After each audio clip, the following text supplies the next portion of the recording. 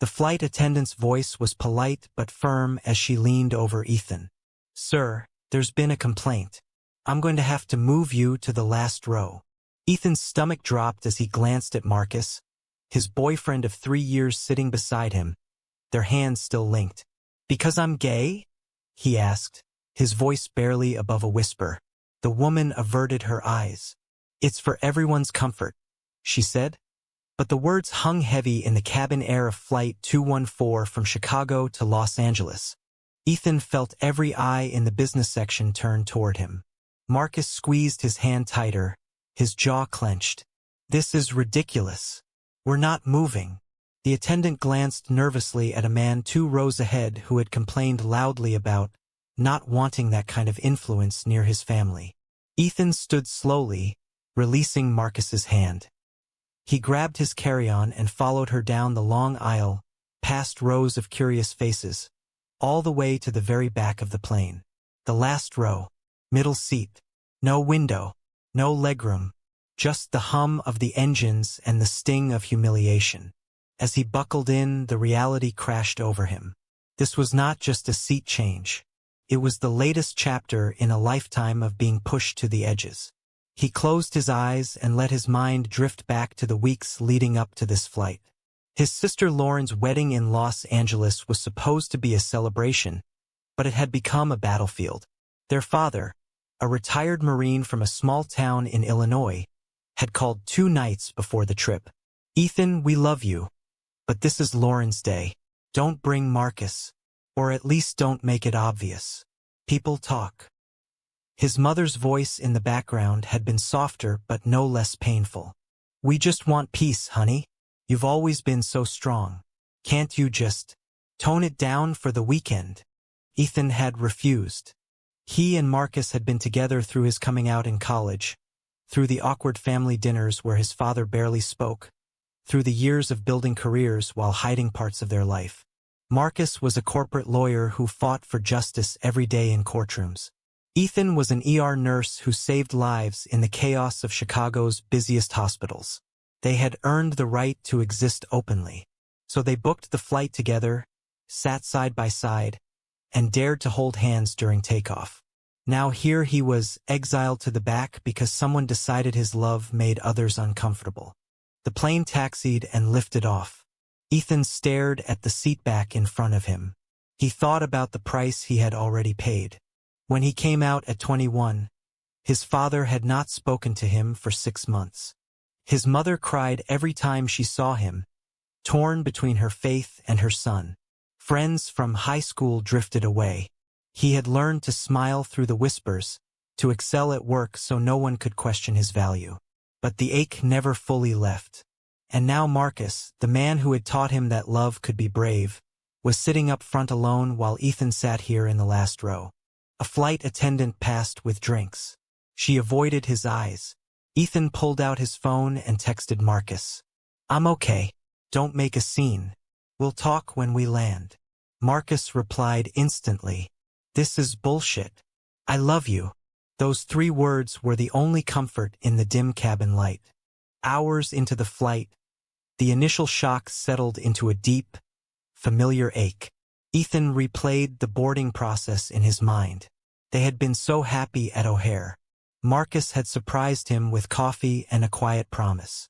"This trip is our fresh start. LA, the wedding, then we find our own place. No more hiding for anyone." Ethan had believed him. Their relationship had been built on quiet strength.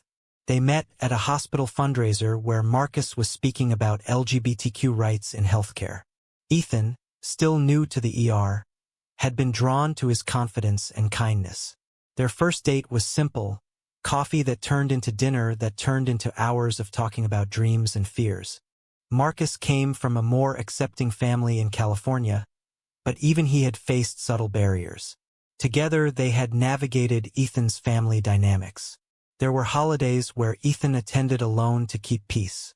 There were arguments when Marcus pushed for more visibility. "You save lives every day, Ethan. Why do you let them make you feel small?" Ethan always answered the same way. "Because they're my family. The cost of losing them is too high." But lately the cost of hiding had grown heavier. When his father issued the ultimatum about the wedding, something broke in Ethan. He chose Marcus. He chose truth. And now he sat in the last row paying for that choice. In the seat to his left, an older man in his 60s shifted uncomfortably. He had introduced himself as Robert earlier, a retired teacher heading to visit grandchildren. At first Robert had been quiet, but after the seat change he leaned over. That wasn't right what they did. I've seen enough unfairness in my life. Ethan managed a small smile. Thanks. Most people pretend not to notice. Robert nodded. My grandson is gay. Good kid. Smart. I worry about him every day. The world is better than when I was young, but not good enough. Their conversation flowed. Ethan shared pieces of his story, careful not to overshare. Robert listened without judgment. It was a small kindness, but it reminded Ethan why he kept fighting. Not everyone was the man who complained. Not everyone looked away. Still, the isolation of the back row pressed on him. He thought about the moral weight of his decisions. By bringing Marcus, had he disrespected his sister's day? Or was hiding the real disrespect to himself and to the man he loved? The questions circled endlessly as the plane cruised over the Midwest. Marcus texted again. The guy who complained is staring at me. Want me to say something? Ethan replied quickly. No. Let it go. We've got enough battles. But inside he wondered if letting it go was the right choice anymore. Every time he swallowed his pride, a piece of him dimmed. The price was paid in quiet resentment and lost self-respect. He closed his eyes and tried to rest, but sleep would not come. The plane hit mild turbulence, and the seatbelt sign dinged on. Ethan gripped the armrests. His mind wandered deeper into the past. College had been his awakening. He dated his first boyfriend in secret, terrified of his father's reaction. When he finally told his parents, the dinner table went silent. His father stood up and left the room. His mother whispered, "We still love you, but this isn't what we prayed for." Those words echoed for years. He threw himself into nursing school, graduating at the top of his class. The ER became his sanctuary, a place where his skills mattered more than who he loved. Meeting Marcus changed everything. Their love was steady and deep. They built a life in Chicago, adopted a dog, hosted quiet dinners with chosen family. But family pressure never fully eased. His sister Lauren tried to mediate. Dad's old school, Ethan. He doesn't hate you. He just doesn't understand. The wedding invitation came with the unspoken condition. Ethan had spent weeks agonizing. Go alone and keep the peace, or bring Marcus and risk permanent fracture. In the end, he chose love. The decision felt right then. Now stuck in the last row, doubt crept in. Robert had fallen asleep. Ethan stared out the small window past him at the clouds. He thought about the betrayals, small and large. Colleagues who changed the subject when he mentioned Marcus. Neighbors who stopped inviting them to block parties. The constant calculation of how much truth to reveal. Each choice carried a price. Hiding preserved relationships but eroded his soul. Being open invited rejection but affirmed his worth. Which was the greater cost? A young flight attendant came through offering snacks. She paused at his row, her expression softer than the first attendant's. Can I get you anything? Ethan shook his head. I'm fine. She lingered a moment. I saw what happened. I'm sorry. It was a tiny acknowledgement, but it mattered. Not everyone agreed with the decision to move him. The plane was full of ordinary people with their own stories. Some prejudiced, some indifferent, some kind. Marcus appeared suddenly in the aisle, ignoring the seatbelt sign. He crouched beside Ethan's seat. I can't sit up there knowing you're back here. His voice was low but fierce. This isn't right, Ethan. We should talk to the captain. Ethan reached for his hand. And what? Get us both kicked off? It's not worth it. Marcus's eyes searched his. When did you start believing that? You fight for patience every shift. Why won't you fight for us? The question hit hard.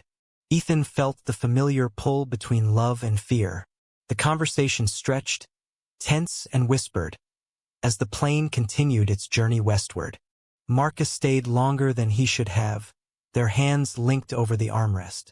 Remember when we first talked about moving to LA? You said you were tired of shrinking yourself for other people. Ethan nodded. I still am. But my family, they're all I have left from before. Marcus sighed.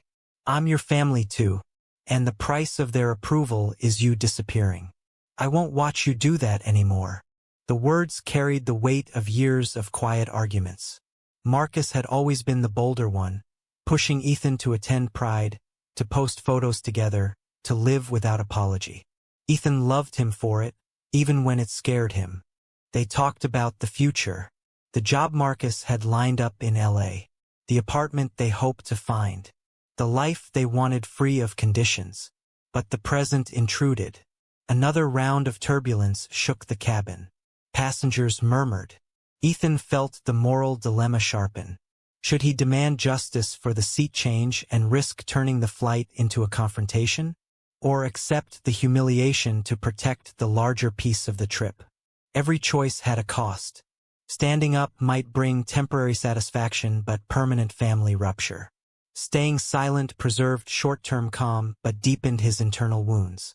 Robert woke and politely excused himself to the lavatory, giving them space. Marcus kissed Ethan's forehead quickly. I love you, no matter what happens today. He returned to his seat up front, leaving Ethan to his thoughts. The betrayal stung most from within his own family.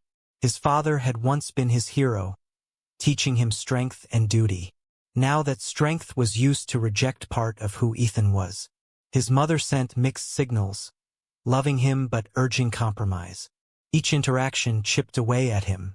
The decision to bring Marcus on this flight was an act of defiance, but defiance always demanded payment. The cabin lights dimmed for the movie. Ethan tried to watch but could not focus. He thought about the patients he had saved in the ER. The child with asthma he intubated at 3 a.m. The overdose victim he brought back. In those moments, no one cared who he loved. They cared that he showed up and did the work. Why could the world not extend that same grace in everyday life? The question lingered as the hours passed. The price of authenticity was high, but the price of silence was slowly killing him inside. A sudden commotion erupted several rows ahead. A woman's panicked voice cut through the cabin noise. My son! Someone help! He's not breathing! Flight attendants rushed forward. Ethan sat up straight. Through the gaps between seats, he saw a small boy convulsing in his mother's arms. The child was turning blue. Anaphylaxis, probably peanuts despite the warnings. The attendants fumbled for the medical kit, their training stretched thin in the moment. Without thinking, Ethan unbuckled and stood. He pushed past Robert and moved quickly up the aisle. I'm a nurse. Let me through. Passengers parted. He reached the row and took charge. Ma'am, does he have an EpiPen? The mother nodded frantically and handed it over. Ethan administered the shot with steady hands, then monitored the boy's airway. I need oxygen and the full kit. The attendants handed him supplies. He worked methodically, talking the mother through it, checking vitals, positioning the child. The boy's color slowly returned. His breathing steadied. The entire cabin watched in silence. Marcus stood in the aisle, eyes wide with pride and fear. Ethan stayed with the boy and his mother for the next 20 minutes, ensuring stability until the plane could prepare for an early landing if needed. The captain announced they were diverting slightly, but the situation was under control thanks to a passenger's quick action. Only then did the full story spread.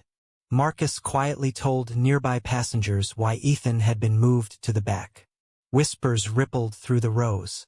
Shock, shame, gratitude. The mother gripped Ethan's hand. You saved my son. And they treated you like that. Tears streamed down her face. Ethan shrugged, exhausted. I just did my job. But inside, the moment felt like a reckoning.